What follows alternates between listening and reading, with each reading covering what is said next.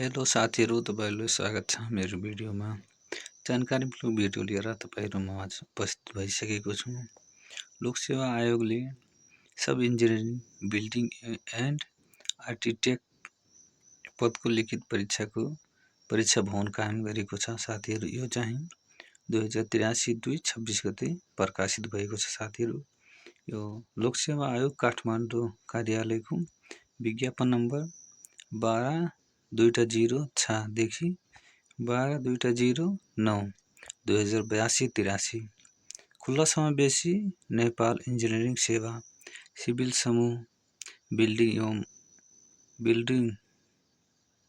Building and architect उपसमूह राजपथ अङ्कित प्रथम श्रेणी प्राविधिक सब इन्जिनियरिङ पदमा काठमाडौँ परीक्षा केन्द्र राखी दरखास्त स्वीकृत भएका उम्मेदवारहरूको निम्न मिति, समय र परीक्षा भवनहरूमा लिखित परीक्षा सञ्चालन हुने भएकोले सम्बन्धित सबैको लागि यो सूचना प्रकाशित गरिएको छ। साथीहरू, साथै सहयोगी लेखक आवश्यक पर्ने उम्मेदवारहरूले सहयोगी लेखक माग गर्नुपर्ने कारण र प्रमाणपत्र सहितका कागजातहरू सङ्कलन राखी लोकसेवा आयोग नियमावली 2079 को नियम 68(1) बमोजिम परीक्षा सुरु हुने मितिभन्दा 10 दिन अगावै यस कार्यालयमा निवेदन दिनु पर्नेछ।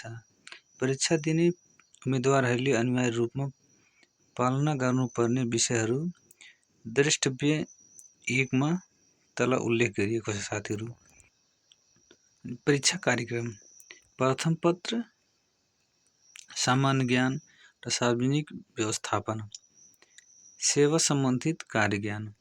वस्तुगत प्रश्न हुन्छ। साथीहरू, अनि यो परीक्षा चाहिँ 2083/3/12 गते दिनको 1 बजे हुन्छ। यसको समय चाहिँ 45 मिनट हुन्छ। साथीहरू, अनि द्वितीय पद चाहिँ सेवा सम्बन्धित कार्य ज्ञान, यो चाहिँ विषयगत हुन्छ।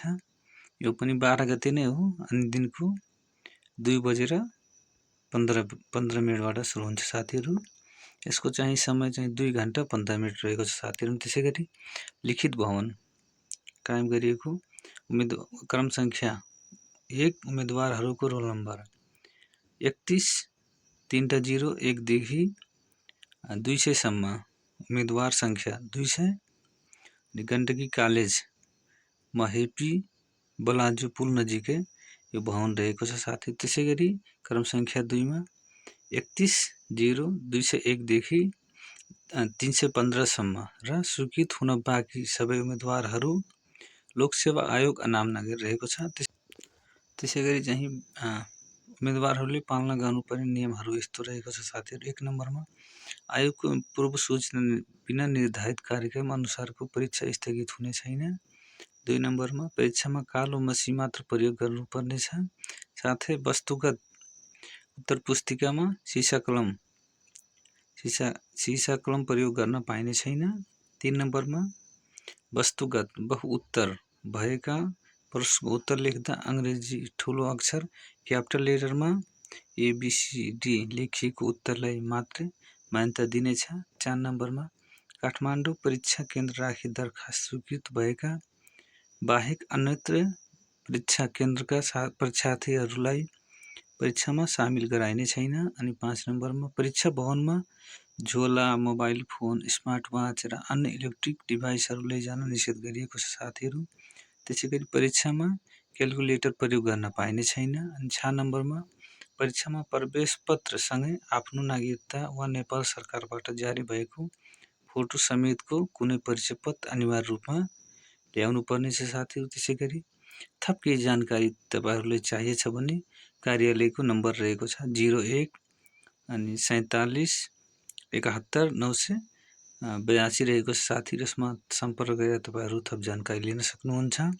अनि यो मेरो युट्युब च्यानल चाहिँ सब्सक्राइब गर्नुभएको छैन भने सब्सक्राइब गर्नुहोस्। अनि यो चाहिँ भिडियो राम्रो लागेछ भने साथीहरूको लागि सेयर पनि गर्नुहोस्।